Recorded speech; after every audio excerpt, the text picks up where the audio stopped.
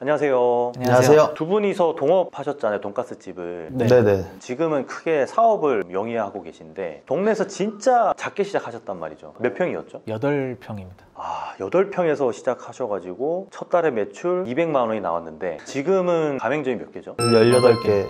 그럼 오늘은 브랜드 자랑이나 이런 거 빼고 진짜 동네에서 작게 하시는 분들 중에 나는 프랜차이즈 사업을 좀 한번 해보고 싶은데 방법을 잘 모르겠다 하시는 분들한테 정보를 주는 그런 질문들 좀 드릴까 해요. 아는 선에선 최대한 답변 드리겠습니다. 그래서 동네 장사에서 장사가 아닌 사업으로 가는 5가지 키워드로 해가지고 한번 질문을 드려볼 수 있도록 하겠습니다. 네, 알겠습니다. 자, 처음에 매출 200만 원 나왔는데 그때는 사업이나 뭐 프랜차이즈와 계획이 전혀 없으셨을 거잖아요. 전혀 없었고 저희는 그냥 직영점들이 다 장사가 잘 됐어가지고 2호점, 3호점까지 했을 때도 그래서 그냥 그것만 해도 되게 만족하면서 지내고 있었거든요. 어떤 계기로 사업화 해야겠다는 생각을 하셨나요? 제가 이제 시올돈을 차려놓고 홍콩에 가 있었어요. 그러니까 여러 가지 이유로 인해서 이제 한국에 다시 돌아오게 됐는데 백채김치찌개 운영하시는 대표님이 지인이에요. 친한 형님이신데 이제 오랜만에 왔으니까 약속을 했죠. 나 돈가스 하고 있으니까 형도 요식업 하니까 조금 점검 받을 겸 불러서 이제 식사를 저희 매장에서 했는데 형이 조금 드셔보시고 눈이 뜨이셨나 봐요. 그래서 당연히 제가 이제 프랜차이즈 사업을 생각을 있을 거라고 처음에 얘기를 꺼냈는데 그때 저랑 이 친구는 전혀 생각이 없어가지고 우리는 생각이 없다. 그냥 개인점 운영할 생각이고 관심 없다. 이제 이렇게 얘기를 해서 그러면서 이제 살살살 꼬셔가지고 이제 넘어간.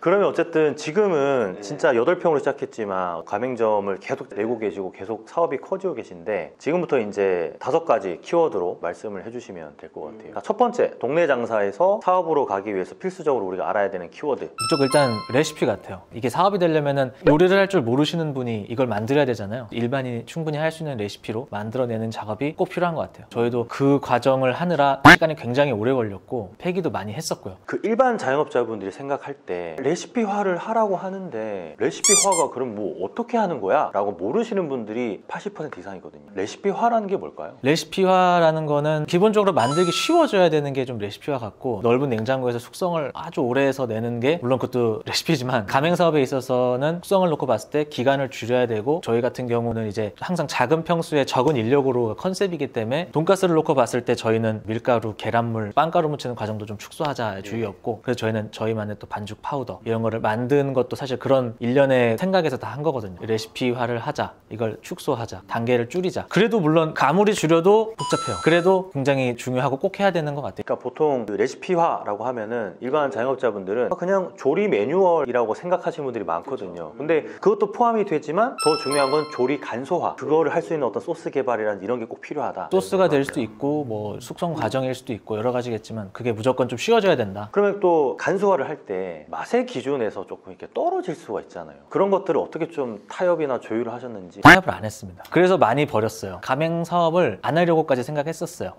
그 정도로까지. 이렇게는 못하겠다 했는데 거의 마지막이라 생각하고 했던 테스트에서 저희가 원하는 결과물이 나왔던 것 같아요. 그리고 이게 한 번 나와서 되는 게 아니라 저희는 또 원물을 쓰니까 좋은 고기도 해보고 안 좋은 고기도 해보거든요. 그래서 테스트를 그렇게 3번 정도 거치고 저희가 원하는 결과가 나왔을 때 할 수 있겠다. 왜냐면 그게 1번이었어요. 레시피가 없는 상태에서 가맹 사업을 할 수가 저희가 원래 하던 방식은 너무 어렵고 이건 절대 못한다 생각을 했기 때문에 일단은 그게 1번인 것 같습니다. 그래서 보면은 이게 장인들이 이제 프랜차이즈화나 사업화를 못하는 이유가 사실 조리 간소화를 못하는 것도 있는데 맛에 대한 어떤 자존심 때문에 그거를 간소화하면 맛이 조금씩 떨어지는 게 분명히 생길 수밖에 없거든요. 근데 어쨌든 굉장히 노력을 많이 하셔가지고 맛도 지키고 간소화도 이루어내시고 조리 매뉴얼까지 다 했기 때문에 사업화가 가능한 거였구나. 알겠습니다. 자, 그러면 두 번째는 어떤 게 있을까요? 저희 같은 경우는 이제 유통이었는데 유통, 진짜 중요하죠. 특히나 공산품 같은 경우는 사실 크게 문제가 안 되는데 특히 육류나 해산물, 생물 같은 경우는 엄청 중요해요. 특히 저희 같이 이제 냉동이 아니라 생물을 받아 쓰는 데 같은 경우는 이게 뭐 계절에 따라서 이제 온도 편차도 심하기 때문에 유통 과정 중에 고기가 상태가 안 좋아질 수가 있거든요. 그래서 그 유통 과정을 어떻게 하나를 많이 봤던 것 같아요. 이제 업체 선정을 할 때 그러니까 이게 보통 냉장 탑차들이 그 냉장고를 틀기는 트는데 기름값이 어마어마하게 든다고 하더라고요. 그럼에도 불구하고 이제 그거를 좀 빵빵하게 키고 운영을 하는 데를 찾으려고 노력을 많이 했어요. 그 다음에 저희가 원래는 다 여기저기서 시켰어요. 최대한 싼 거 사야 되니까 그거를 같은 같은 가격에 한 채널로 묶으려고 노력을 많이 했던 것 같아요. 그러면은 자영업자분들이 또 여기서 이런 궁금증을 가질 수 있는데, 아니 내가 이제 가맹점이 한 개나 두 개 정도밖에 나갈 수가 없는데 이거를 내가 물류를 맡긴다든지 삼자로 한다든지 하는 게 가능해요? 라는 질문들 많이 하시거든요. 저희도 처음에 몇 개 없었을 때 드레싱이랑 소스랑 이런 거를 매장에서 직접 만들었어요. 그래서 이제 저희 몇 개 가맹점들은 지금도 기존 레시피를 알고 있는 매장도 있고, 아니면 저희가 직접 뭐 만들어서 배달해주고 그랬었어요. 그러다가 이제 매장 개수가 조금 됐을 때 이제 공장을 섭외를 해서 이제 공장에서 최소 분량을 찍어낼 수 있었던 거죠. MOQ가 만들어지기 전까지는 어쨌든 발로 떼야 돼요. 예. 그거는 어쩔 수 없어요. 예. 그러고 나서 공장을 이렇게 찾아다니시면서 공장은 미리 섭외해놨던 것 같아요. 하면서. 예. 왜냐면 무조건 늘어날 거라는 좀 자신감이 있었어서 조금 미리 섭외는 해놓고 레시피랑 해서 테스트는 맞춰놓고 이제 우리가 소화할 수 있는 양이 됐을 때 바로 주문했던 것 같아요. 그러면 그래도 어쨌든 사전에 조금 준비를 하셨기 때문에 빨리빨리 이루어질 수 있었던 거네요. 조금 수월했죠. 그러면은 아마 이런 질문도 좀 하실 것 같아서 요것만 질문 드리고 세 번째로 넘어가면 좋을 것 같은데, 공장을 어떻게 알아봐야 되는지 모르시는 분들 굉장히 많거든요. 어떻게 좀 알아보면 좋을까요? 저는 처음에 그냥 몰라서 인터넷에서 그냥 소스 업체 다 찾았어요. 소스 업체 찾아서 저희 조건에 맞는 거를 맞췄던 것 같아요. 그러니까 아무래도 이제 매장 수가 많지 않다 보니까 되는데 채소 수량이 예를 들어서 보통 600kg 기준밖에 안 한다 이런데, 근데 어디는 뭐 200kg도 가능하다 이렇게 하면은 거기부터 시작을 했었던 것 같고, 그러면서 공장 시설은 무조건 봐야죠. 그리고 테스트 최대한 많이 해야 됩니다. 이게 아무래도 이제 레시피를 줘도 맛이 무조건 다르게 나와요. 근데 최대한 비슷하게 나오게끔 계속해서 해야 돼요. 어쩔 수 없어요. 근데 넘어가려고 했는데 또 아마 자영업자분들은 또 이런 고민 하시는 분들 너무나 많다 보니까, 아니 내가 공장에다가 우리 레시피를 주면 어떻게 보면 돈과도 같은 건데 내 레시피가 공장에서 이걸 가지고 좀 어떻게 하지 않을까? 라는 고민하시는 분들 되게 많거든요. 어떻게 좀 조언을 해줄 수 있을까요? 저는 원래 요리사였거든요. 근데 다 오픈을 합니다. 그러면서 제 음식도 더 많이 발전을 했던 것 같아요. 그러니까 이게 제 레시피가 저는 완벽하다고 생각을 안 해요. 무조건적으로 더 발전을 할 수 있다고 생각을 하고, 그리고 소스 공장 같은 경우는 딴 데다가 그거를 판매도 하지 못하고 노출을 못하게 돼 있어요. 그래서 그런 걱정은 안 하셔도 될 것 같고, 이미 그 공장에 한 레시피 5,000개씩 있잖아요. 관심도 없습니다. 없잖아요. 근데 관심도 많은 없는데 분들이 좀 고민을 하시길래. 본인의 레시피가 완벽한가, 본인도 다른 레시피를 배울 수 있고, 저는 서로 공유하면서 배우는 게 좀 좋을 것 같아요. 그러니까 요식업 하는 분들이 너무 보수적이에요. 많이 보수적이죠. 너무 보수적이고 배타적이어서 저는 협업을 해야 좀 더 발전이 빠르다 보거든요. 너무 혼자서만 이렇게 뭐 음지에서 이제 한다 그래야 되나?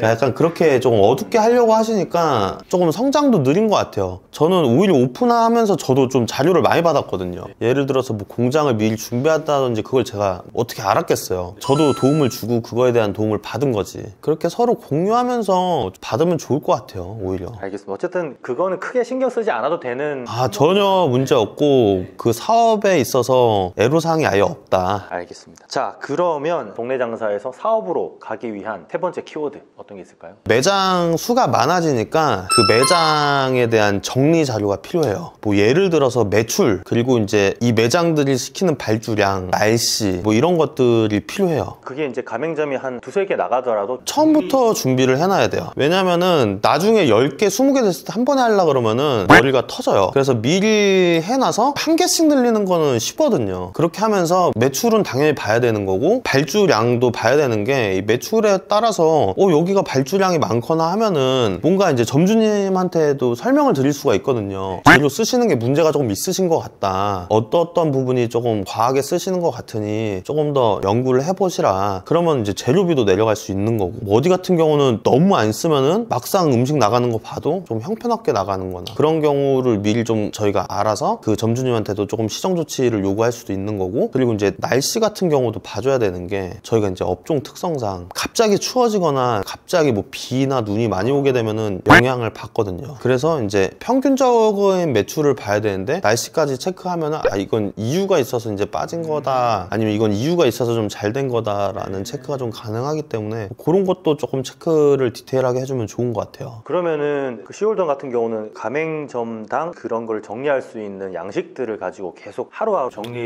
네, 매일 해야 됩니다. 하루라도 안 하면 큰일 나요. 자, 그러면 여기서 또 아마 이런 자영업자분들이 있을 거예요. 아니 그러면 가맹점이 얼마를 파는지 어떻게 알 수 있냐, 이런 질문을 하시는 분들이 있거든요. 저희 저희 같은 경우는 이제 가맹계약서에 매출이랑 이런 거를 공개를 하게 돼 있어요. 그게 이제 원래 필수기도 하고. 그래서 이제 포스 마스터 아이디로 들어가서 볼 수 있게 구조를 갖추는 거. 포스랑 배달하는 매장 같은 경우는 배달도 이제 아이디 비번 다 받습니다. 아, 받아가지고 우리가 관리를 해줘야 되니까 아마 자영업자분들이 엄청 많이 속 시원해 하실 것 같아요. 왜냐하면 이런 고민과 질문을 가지신 분들이 진짜 많거든요. 자, 그러면 네 번째, 동네 장사에서 사업으로 가기 위한 키워드 어떤 게 있을까요? 브랜딩.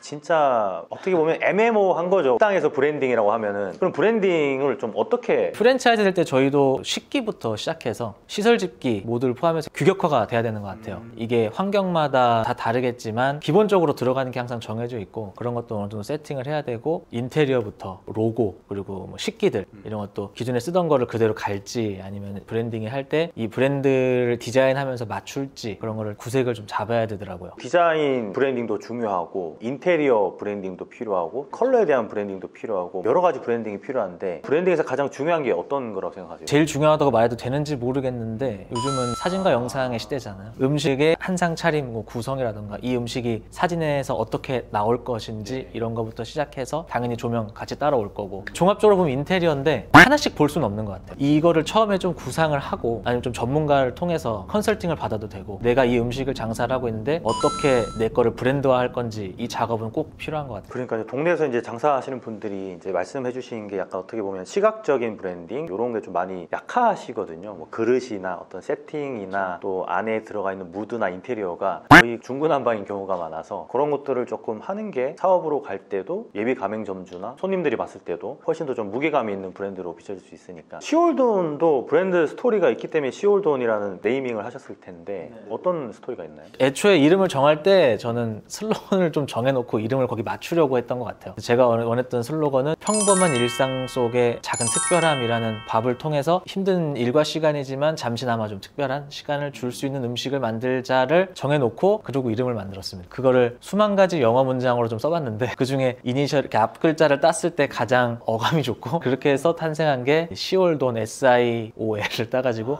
시올에 돈가스 돈을 붙여서. 그런 의미가 있었는데, 그것도 어떻게 보면은 그러니까 이게 사실 브랜딩을 하기 위해서 이런 거 저런 거 막 이렇게 많이 갖다 붙이시는 사장님들이 많아서, 제가 항상 말씀드리는 게 브랜딩은 더하는 게 아니고 약간 다듬어내고 잘라내고 오히려 빼는 게 브랜딩이 더 잘 된다고 말씀을 드리는데, 워낙 자꾸 브랜딩 하기 위해서 막 이것저것 막 추가하시다 보니까 조금 힘들어 하시더라고요. 자, 마지막 다섯 번째, 동네 장사에서 사업으로 가기 위해서 꼭 필요한 필수 키워드. 전용 상품. 일단은 가맹 사업을 하려면은 점주님도 편해야 되고 회사도 편해야 되고, 그리고 양쪽에 다 금전적으로도 이익이 되려면 전용 상품을 최대한 많이 만들어내야 돼요. 특히 이제 식재료 같은 거, 그러니까 예를 들어서 아까도 말씀을 간단하게 드렸었는데, 소스든 드레싱이든 전용 상품으로 만들어놔야 돼요. 이거를 매장에서 만들면은 노동비가 계속해서 들기 때문에 그거보다는 공장에서 차라리 맞춰서 가지고 오는 게 훨씬 싸게 먹히거든요. 그래서 전용 상품들이 많아져야 일거리도 줄어든다. 그리고 이제 전용 상품을 회사에서 만들었기 때문에 회사도 그걸 팔면은 수익이 나오죠. 그리고 이제 점주님들은 아까 말씀하셨던 조리관서에도 포함이 되고 노동료 덜 들어가고. 이게 전용 상품이 중요한 게 또 뭐냐면은 브랜딩에도 다 포함이 돼요. 뭐 예를 들어서 포장용기라든지 식사하다가 이제 튀실 수 있는 앞치마라든지 저희 집기라든지 이런 게 다 전용 상품이 될 수 있는 거거든요. 그런 것들을 안 하는 매장이 있으면 또 그게 약간 브랜딩에서 좀 마이너스 요소니까. 그쵸. 저희도 아직 많이 미비하긴 한데 그 브랜딩에 대해서 눈뜬 지가 사실 저도 얼마 안 돼서 계속 노력을 많이 하고 있어요. 지금 그러면 시올돈에서는 어떤 전용 상품이 앞으로 또 나올 예정인가요? 포장용기 싹 나올 거고, 드레싱도 조금 채널을 추가를 하려고 해요. 지금은 사실 저희가 흑임자 드레싱 쓰고 있는데 그게 조금 맛이 무겁다 보니까 라이트하고 상큼한 맛도 좀 줄 수 있게 좀 태기를 할 수 있게. 알겠습니다. 오늘 이렇게 5가지 키워드 말씀해 주셨는데, 장사에서 사업으로 갈 때 진짜 필요한 5가지 딱 말씀해 주신 것 같은데, 보너스로 한 가지 더 가능할까요? 아, 이거는 얘기하면 좀 안 될 것 같은데 라는 게 좀 있을까요? 저도 요즘에 좀 가맹 사업에 대해서 공부를 많이 하는데, 지금 저희가 3세대라고 하더라고요. 1세대 때는 인테리어로 돈을 벌었고 2세대는 이제 뭐 물류로 돈을 벌었고, 저희는 회사 판매를 하죠. 이제 나중에 언젠가는 또 계속 영원할 수는 없으니까. 지금도 그래도 이제 1세대적으로 운영을 하는 회사도 있고 2세대적으로 운영을 하는 회사도 있고 3세대적으로 운영을 하는 회사도 있더라고요. 아직도 많죠. 그래서 하실 때 그것도 좀 설계를 하고 시작하는 게 좋을 것 같아요. 구조 설계라든지 뭐 아니면 회계 관리라든지. 예를 들어서 뭐 내가 인테리어로 조금 수익을 내야겠다 하면은 인테리어를 조금 비싸게 하고 이제 다른 비용을 조금 뭐 낮춘다든지 설계라든지 뭐 그렇게 하면서 맞춰야 되는데 설계를 잘하는 게 중요할 것 같고 물류로 좀 수익을 많이 내겠다 그러면은 최대한 소스를 많이 만들어야겠죠. 그중에서 사실 소스가 돼야만 유통이나 이런 게 조금 또 편리하기 때문에 그쵸. 보관도 용이하고 이게 또 제품에 따라서 이제 가격이 다 다르기 때문에 자꾸 땡기니까 자꾸 나오는 거예요. 자, 그럼 여기까지 하고 이렇게 6가지만 해도 지금 동네에서 자꾸 가맹점 내달라고 하고 장사도 잘 되고 또 난 사업을 하고 싶은 분들한테 많은 도움이 됐던 것 같아요. 어쨌든 오늘 또 시간 내주셔가지고 길게 이렇게 인터뷰에 좀 응해주셔가지고 너무나 감사드립니다. 아니 저희가 감사드립니다. 고맙습니다. 네, 고생하셨습니다. 감사합니다. 감사합니다.